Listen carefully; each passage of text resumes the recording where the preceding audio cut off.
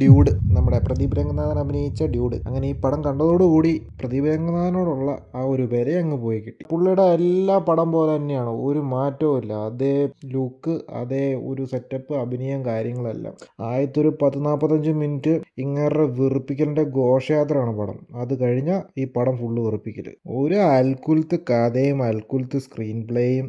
ഇത് കണ്ട് തീർത്തിട്ട് ഇതിൻ്റെ ഒന്ന് അവസാനം എന്താണെന്നറിയാൻ വേണ്ടി ഇങ്ങനെ ഇരിക്കണം. എന്ത് പടം, ഈ പടമൊക്കെ എങ്ങനെ ഹിറ്റായത് എനിക്കറിയാൻ പാടില്ല. ഇത് എന്തുകൊണ്ടിട്ടാണ് ആൾക്കാർ ഇങ്ങനെ ഹിറ്റാക്കി വിട്ടത്? അത് ഹിറ്റായതാണോ, ഇനി പ്രൊഡ്യൂസേഴ്സ് ഈ സാധനം തള്ളിക്കയറ്റിയതാണോ, എന്താണോ ഇതൊക്കെ? എങ്ങനെ ഇത് ആൾക്കാർ തിയേറ്ററിൽ കണ്ടുകൊണ്ടിരുന്നതാണ് ഞാൻ ആലോചിക്കുന്നത്. ഈ പടം മറ്റേ പച്ചത്തമിഴന്മാരുണ്ടല്ലോ, അവർക്ക് വേണ്ടി ഇറക്കിയേക്കണ പടം. ഇങ്ങനെ പ്രത്യേകിച്ച് ഒരു ഇതില്ലാണ്ട് ജെൻസി ആയിട്ട് ഇങ്ങനെ അലമ്പായിട്ട് നടക്കുന്ന, അലമ്പൊന്നും അല്ല, പുള്ളിയുടെ ഒരു ആറ്റിറ്റ്യൂഡും കാര്യങ്ങളും കണ്ടു കഴിഞ്ഞാൽ അങ്ങനെ തോന്നും. പക്ഷേ നല്ലവനായ ഉണ്ണി, ആ ഒരു സെറ്റപ്പാണ് പുള്ളി. മനസ്സിൽ നന്മ മാത്രമുള്ള നായകൻ, പക്ഷേ തെറിച്ച് നടക്കുന്ന ഒരു ടീം, ഒന്നും പറയണ്ട. അതുപോലത്തെ ഒരു ക്യാരക്ടറും, എല്ലാ ക്യാരക്ടർ പുള്ളിയുടെ മറ്റുള്ള പടത്തിലെ പോലൊക്കെ തന്നെ അഭിനയം അതുപോലെ തന്നെ, ഒരു മാറ്റവുമല്ല, വെറുപ്പിക്കൽ തന്നെ. ഈ പടത്തിന് തുടക്കത്തിലൊരു സീനുണ്ട്, അതായത് ഒരു കല്യാണം കാണിക്കുന്നുണ്ട്. അവിടെ തൊട്ട് നിങ്ങൾക്ക് മനസ്സിലാവും ഈ പടത്തിൻ്റെ റേഞ്ച് എന്നാന്ന്. പിന്നെ അങ്ങോട്ട് ഫുള്ള് അതിൻ്റെ അൾട്ടിമേറ്റ് സാധനമാണ് പിന്നെ കാണിച്ചു പോകുന്നത്. ഇടയ്ക്കൊക്കെ എവിടെയോ എന്തൊക്കെയോ ഒന്ന് തോന്നുമെങ്കിലും പിന്നെയും പടം പഴയ ട്രാക്കിലോട്ട് വന്നിട്ട് ക്ലൈമാക്സ് ഒക്കെ ഒന്ന് എത്തിക്കാൻ പറഞ്ഞ പാട്.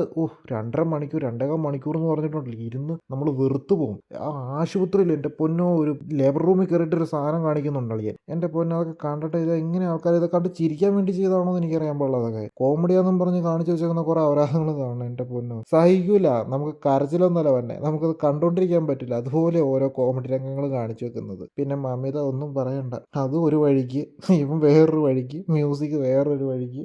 ആകെ ആ പാട്ട് മാത്രം എന്തോ ആ ഒരു ലൈൻ എങ്ങാണ്ടുണ്ട്, അതും ഹിറ്റായതുകൊണ്ട് ആ പടത്തിന് അങ്ങനെ ഒരു മൈലേജ് എങ്കിലും കിട്ടി. ഒരുമാതിരി വൃത്തികെട്ട പടമാണ്. ആദ്യം ഇവള് ഇഷ്ടപ്പെടുന്നു, അന്നേരം ഇവന് ഇഷ്ടപ്പെടില്ല. പിന്നെ അവന് ഇഷ്ടവന്, അന്നേരം ഇവൾക്ക് ഇഷ്ടപ്പെടില്ല.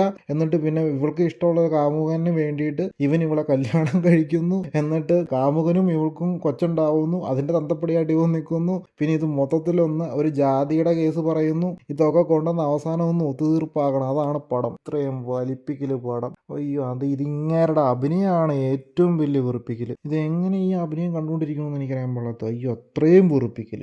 ഇതൊക്കെ കാണുമ്പോൾ നമ്മുടെ പണ്ടത്തെ ശിവകാർത്തികേയനെയൊക്കെ പോയിട്ട് പൂജിക്കണം. ഞാനൊക്കെ ഓർത്തോണ്ടിരുന്ന പുള്ളിയുടെയൊക്കെ ആദ്യകാലത്ത് പുള്ളിയായിരിക്കും ഇത്രയും വലിയ വെറുപ്പിക്കലെന്ന്. പക്ഷെ ഇതൊക്കെ എന്താണ് ഇതൊക്കെ, എൻ്റെ പൊന്നോ. അപ്പം നിങ്ങൾ സമയം ഉണ്ടെങ്കിൽ 2.5 മണിക്കൂർ കളയാൻ അത്രയ്ക്ക് ദണ്ണം പിടിച്ചിരിക്കുന്ന ടീംസ് ഉണ്ടെങ്കിൽ കണ്ടു നോക്കാം. പിന്നെ ഈ പച്ചത്തമിഴന്മാരുടെ ഇത് കാണാൻ താല്പര്യമുള്ളവർക്കും കാണാൻ കേട്ടോ. അവർക്ക് ഇഷ്ടപ്പെടും ഈ സാധനമൊക്കെ. ഭയങ്കര മാസമായിട്ട് കിടക്കുന്ന കുറേ ടീംസ് ഉണ്ടല്ലോ, അങ്ങനെയുള്ളവന്മാർക്കൊക്കെ ഇത് ഇഷ്ടപ്പെടും. അപ്പോൾ ഞാൻ പറഞ്ഞ ആരെയാണെന്ന് നിങ്ങൾക്ക് മനസ്സിലാക്കണം. അപ്പോൾ എല്ലാവരും ഒന്ന് പടം കണ്ടു നോക്കുക. അപ്പോൾ കൂടുതലൊന്നും പറയാനില്ല. Okay, bye. എല്ലാവരും സന്തോഷമായിട്ടിരിക്കട്ടെ.